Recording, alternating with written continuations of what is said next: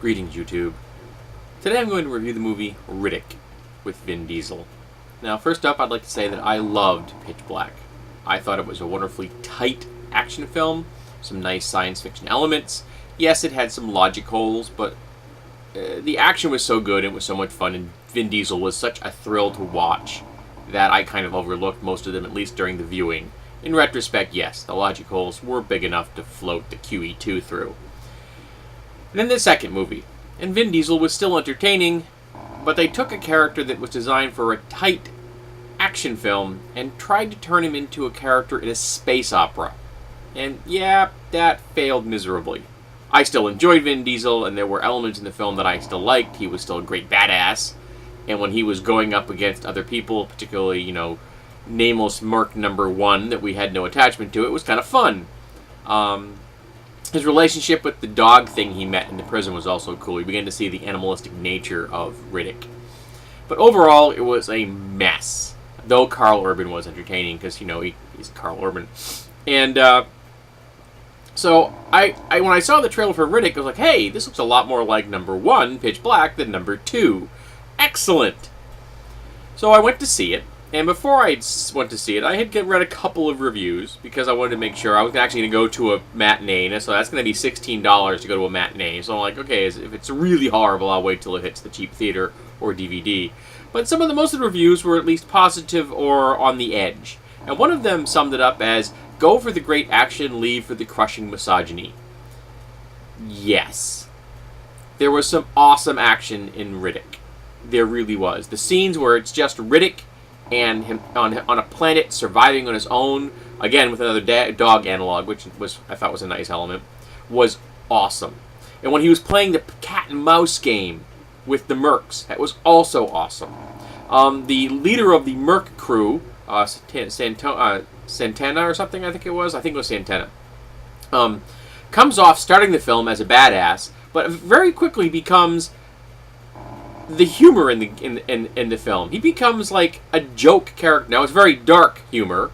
He's comic relief, and it's very, very dark comic relief, but he is comic relief for a large portion of the film, and that kind of made me smile. Now, they established from the get-go that the first group of Mercs are absolutely morally reprehensible because they have a sex slave on board their ship. Okay? I apologize. This is a spoiler.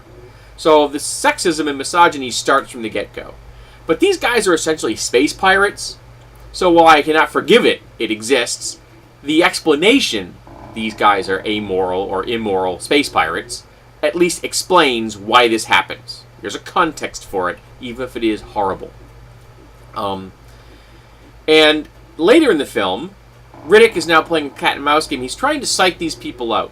He's trying to get inside their heads when he isn't splitting them open. And to do this, he becomes very macho and very, very much challenging them verbally and through psych games. And he's good at this. And as part of that, I believe the character of Riddick says very misogynistic and sexist things to one of the characters named Dahl. Now, the name is spelled D-A-H-L, and it's a female actor. But naming an actor Dahl, which can also be spelled D-O-L-L, an inanimate object that you play with, to me was somewhat problematic. That's kind of sexist right there. You're naming the one female character that's throughout the film after an inanimate object you play with. And that's a problem in my head. And while he says very sexist and misogynistic things to her, sexual harassment, I've never seen Riddick as a rapist. I'm not saying he's adverse to sex. There are opportunities available to him in his life. I'm sure he takes them. In fact, that's implied in a bit of gratuitous nudity in one of the scenes in this film, which, while visually pleasant, I don't think really added anything to the film. And I think that he's using this sexual harassment as a means of trying to get inside Dahl's head and unnerve her. Put her off her game. Which I don't believe works. Which is, I think, a testament to the fact that the character is fairly strong. Now, at the end of the film, she does say something which makes no sense, but I don't think at any point does Riddick pose an actual threat to her sexually. I do not see Riddick as a rapist. Now, I think this film would have been just fine if you had removed all the racist or rather all the sexist things that Riddick says.